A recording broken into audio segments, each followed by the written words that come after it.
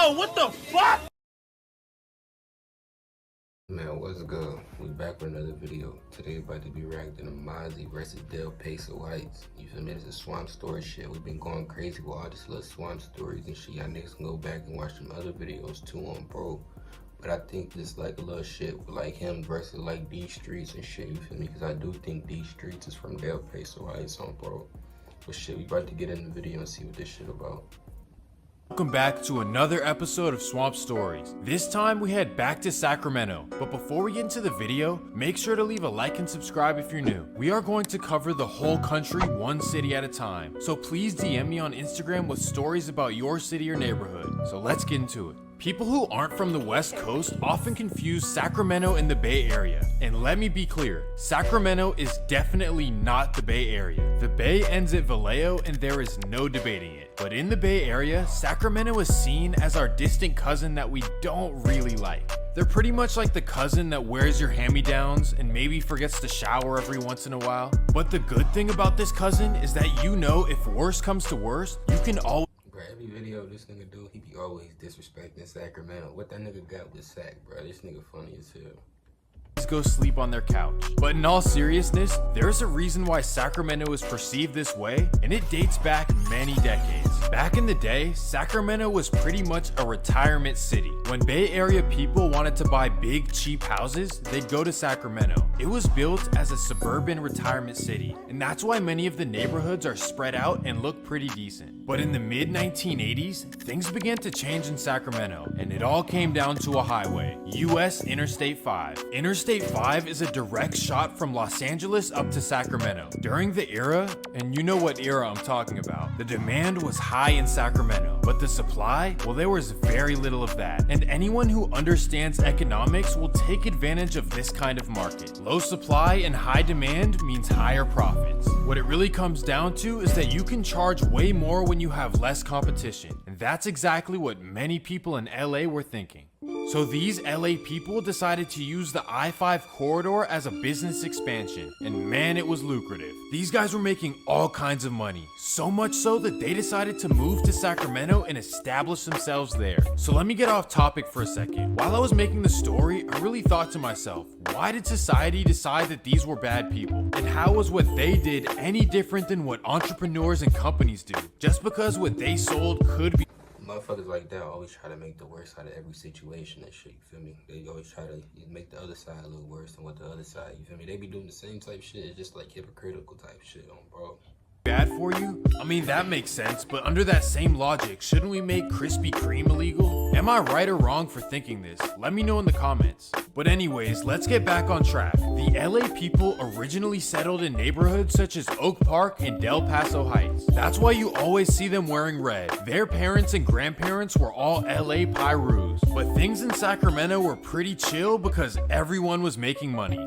Sure, you had disagreements and issues over profits and whatnot, but Sacramento didn't start making noise until the 1990s. The 1990s, this is when the Bay Area started getting really expensive. Silicon Valley's tech companies brought thousands of high earners to the area. This caused prices to go up all over the Bay. The Bay began to change. Cities like Oakland and San Francisco began losing local residents in huge numbers. Thousands of Oakland residents moved to Sacramento, and when they got there, they were more than confused. They thought that it would be a walk in the park, because remember, Bay Area residents thought that Sacramento was the soft suburbs. So these Oakland dudes brought their Oakland swag with them and began bumping heads with the guys from LA. So when it came down to it, Sacramento was pretty much LA versus Oakland. The styles were different. The LA guys were wearing Converse and khakis, while the Oakland dudes were a little more swagged out. South Sacramento pretty much became a mini Oakland, specifically the G Parkway neighborhood where CML is from. His parents were from Oakland and Mozzy's parents were from LA, so it makes sense that CML is tied in with Oakland and that MOZZY is tied in with YG. But that's not the topic of this video. I covered that in 2 previous episodes.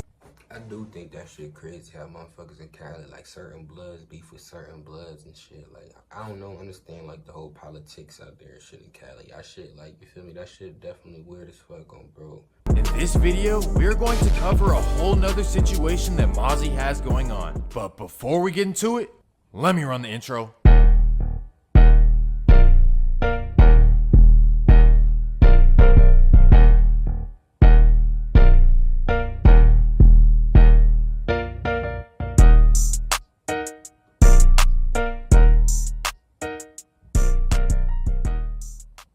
Oak Park formed two names, FAB and Ridezilla. If you ever heard MOZZY say these in his songs, now you know what he's referring to. But Oak Park is literally the center of Sacramento. It's right between North Sac and South Sac, and that is by far their biggest disadvantage. Why is that a disadvantage, you might be wondering? Well, that's because they don't get along with either side. So in this video, we're just gonna focus on Oak Park and North Sacramento, because in reality, this rivalry is just as bad, if not worse, than the one with CML. North Sacramento has multiple sections, and the most known is Del Paso Heights, also known as the Heights. They might wear the same color as Oak Park, but that does not mean that they're allies at all. In fact, they are huge rivals. But that doesn't mean that MOZZY is rivals with the whole North. So let me break it down. Historically, the North has two sides, the Strawberry Manors and the Del Paso Heights. But once Oak Park and the Strawberry Manors began hanging out together, that's when they chose a side. Oak Park became rivals by association. So for the purpose of this video, we're gonna put MOZZY and the Manors together as one. And on the other side, the same exact thing happened. Del Paso Heights clicked up with South Sacramento, including CML's camp. So all this joining up together basically turned the city into two sides. But in order to paint the picture, let me introduce the key players on both of the sides. On the MOZZY side, obviously you have MOZZY, who sits in the throne. Then by his side you have his brother E-MOZZY and Selly Roo. Then you have The nigga E-MOZZY, them MOZZY and E-MOZZY, they really brothers or some shit? Or this nigga just talking? Y'all niggas let me know. Them niggas don't even look alike though. his young homies called BOE, including the rapper BOE Sosa and BOE Mumu. Also in BOE, you have the four most important guys on MOZZY's side. These are the four guys that he can call when he needs things to be handled. And what I mean by that is, you know, they help his family run errands. No, I'm kidding. You know exactly what I mean. Who else wants to get a complete basement waterproofing system installed? Click below and enter your zip to check availability. What I mean. The four guys are Red Paint Mava, Juju, K-Squeeze, and Haiti Faye. If you ever see these guys, make sure to be on your best behavior. You do not want to rub them the wrong way. Then you have the Oak Park recruits, such as the rapper SG Coney, who grew up in the suburbs. Yeah, I was telling me, Coney, on the last little video I reacted to, y'all said him and MOZZY beefing and shit now too. That shit crazy. So bro had to return back the chain, nigga, on bro. Of Elk Grove. Also, you have the rapper JoJo, who grew up in a nice neighborhood in Elk Grove as well. Everyone is telling me that these guys were just good suburban kids who wanted to be a part of that life, so don't be fooled by the raps. Now let's go to the Del Paso Heights side. A rapper named D-Steez sits in the throne for Del Paso Heights. He was a star football player with Division I offers, but when he got hit up, his life changed. D-Steez is a boss, and you can tell by the way he carries himself. He, along with his little brother Dre Steez, are known for getting money in Sacramento. And with that money, they got features from Mo3 and FWC Big Key. Del Paso Heights also I ain't even see the nigga had a song with Big Key. I definitely gotta react to that shit. I know that shit definitely stupid. Bro be definitely going on. another rapper named Lil Jody, who has a solid reputation as well. And just a reminder that they are close with the CML side of Sacramento, so it's really much bigger than just them. But enough of the information, now let's get into the story. It all started on November 13th, 2015. It's a sunny Friday afternoon, and Grant High School is the #1 football team in Sacramento and the #2 ranked in the whole Northern California. The star-studded team finished the regular season with only one loss, and on this Friday afternoon, they're getting ready to play their first playoff game, and the whole Sacramento. I hope, bro, don't say bro got popped at the game and shit, bro. That shit gonna be crazy, bro. Say bro got clapped at his football game and now bro can't play no more. Was there to watch it. Many people are there to watch their star running back, #5, JJ Clavo. He's like a local celebrity in Del Paso Heights. Before the game, JJ would drive to the store to get some food with his teammates. He would drive back to the school to get ready for the game. But as soon as he got back, bam, the game would instantly be canceled and everyone. Damn, that shit fucked up. I thought they was gonna say these streets got popped at this shit. I didn't even know little bro got clapped at this shit. That shit crazy, bro. would be in shock. That's because JJ was known to be a good kid and he had just taken the SAT. Sadly though, sometimes the people that you're around can unintentionally put you in a bad situation. You can see him in plenty pictures with his teammates and close friends D-Steez and Dre-Steez. Many would speculate what happened, but it would be a while before it was made official. In the meantime, King's star DeMarcus Cousins would cover the cost for JJ's family. He said that he used to attend Grant games because Del Paso Heights reminded him of back home in Mobile, Alabama. Cousins would also mention That's real nigga shit though. Bro was looking out for bro, you feel me? Bro was trying to get bad pay for bro funeral. That's real nigga shit on bro. he had met JJ before at one of his games. Well, the playoff game would be moved to the following Monday, and that's where every football team in Sacramento would come support. These young men are coming out celebrating my son, and I am grateful, I'm appreciative, and I think it's glorious. My son, who's all about shining, he was a show-off, he was a bragger, he was all for the glory and into himself, and we just gave him that homecoming, right? I got my family, all these people here supporting me, all these children here supporting me, the pastors and the ministers of the community here supporting me, my family in the stands, I have co-workers in the stands, I have people that I don't know, people that I do know. I feel great. Sorry for your loss. Coming to school this morning, it was tough. We saw JJ, all the candles and stuff. It broke me down, but I talked to my team. I told them before the game, we all got to be strong. That's what JJ wants. We got to win the state for JJ. So it started today. 1, 2, 3, JJ won! The emotional game would be in Grant's favor as they would win 35-0.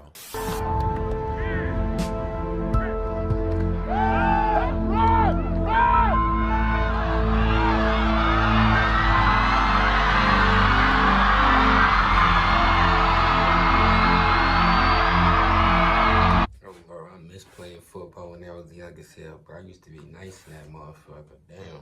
I wish a nigga could have kept playing that motherfucker, nigga.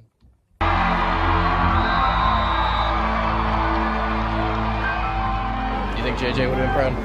Yeah, he would have been. He's well missed, trust me. JJ will be proud. He'll be proud that we came through and we came through. We won the game for JJ. We gonna win state for JJ, so we'll be happy. We love you, JJ!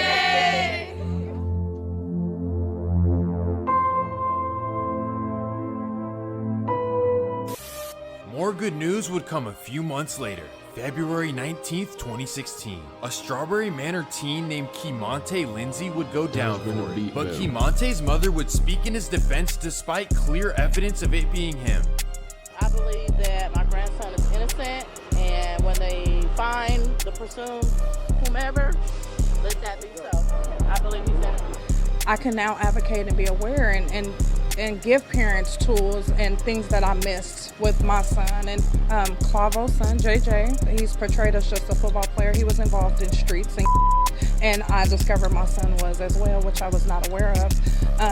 So we can know our kids could be one way in front of us and still be involved in things that we're unaware of. So we all need to pay more attention to our kids and be involved in things, check their phones, just be more in their business. Bro, kids ain't gonna let you check their motherfucking phones, bro. Nigga, if you just not if you're not close with your kid, bro, then you just not close with your kid. Some shit, you feel me? You just ain't gonna know unless if you really close to hell with your parent and shit. Then that's the only way I can speak on certain shit. When certain parents be too strict, you ain't gonna never get the chance to actually really know your child because y'all was just too strict on that motherfucker, bro. Yes. Today, is there anything else that you want to add to how your side heard? I just wish that my main concern is that people are one-sided with this, and they only know one side, and they only hear one side, and there's. So I'm not the smartest guy in the world, but I made $49,000 in the last 30 days copying and pasting. There's four sides to every story. A couple of years would pass and Kemonte would only get 3 years, and he will get out next year with a clean slate. JJ's mother, who Bro only got 3 years. If bro really did that shit, bro got 3 years for a body. That shit crazy, bro. a doctorate degree in psychology, would not be pleased by this, but her strength would allow her to see the bigger picture and help her community out going forward. Despite her efforts though, things continued to occur in North Sacramento. June 7th, 2020. Del Paso Heights rapper Lil Jody would be in South Sac at a house party. This was something he was known to attend, but this time he goes outside, bang. Del Paso Heights along with South Sacramento would not take this lightly. Just 2 days later, they would find Mozzy's friend K-Squeeze. Bang! K-Squeeze was a popular rapper in the Oak Park group called the Babyface Twins. And oddly enough, after this, Stockton rapper EBK Young Jock is seen making fun of K-Squeeze. Don't play. Dang. And then CML would do the same thing in his song. Y'all heard how bro just said that shit, bro. Foul as hell. What the fuck just happened?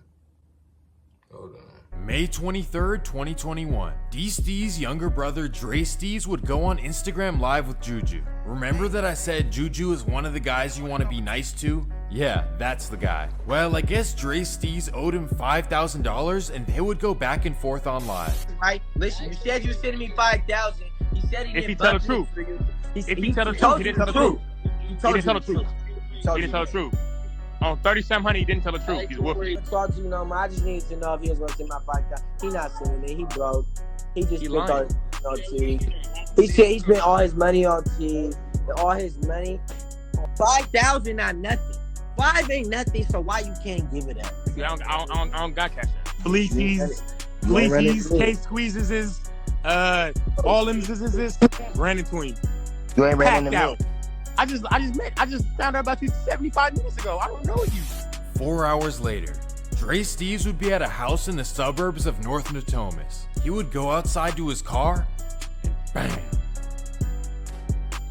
September 16th, 2021. Oak Park rapper Red Paint Mava would be driving down Fruit Ridge in South Sacramento. And for those who don't know, this is the neighborhood that Briss is from. Bam. Red Paint Mava was another one of those guys that I mentioned was key to the Mozzy side. And with K-Squeeze gone, that made this one even bigger. And on top of this, the Mozzy side would get some bad news a few months later. January 4th, 2022. Juju would go down for what happened to the rapper Lil Jody. So that means that only Haiti Faye's There's mad niggas getting popped. So the one nigga Steez, was that Dre Steez's brother? Or they was just homies or some shit? The one little nigga that got clapped at the house party on, bro.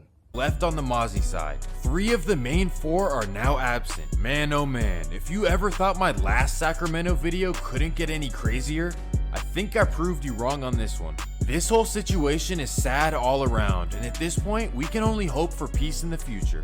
There is so much talent in California, but it seems that we lose so many rappers every year to this kind of stuff. And on that note, long live Draco the Ruler, and oh yeah, I was happy to see the Raiders beat San Diego this past week. If you know, you know. Also, that's it for the video though, bro. That shit crazy, bro. We gonna have to react to some more of this shit on, bro. I fuck with these swamp story shits on, bro. So shit, we gonna keep reacting to these shits. Y'all niggas got videos, put that shit in the comment box. We react to all that shit. But this is it for the video. Like, comment, subscribe, all that shit on, bro. Acting gangster on the internet, guess what, I'm not impressed. It was fluffy first, but the vacuum still made it compressed. On the phone with Lil Bro.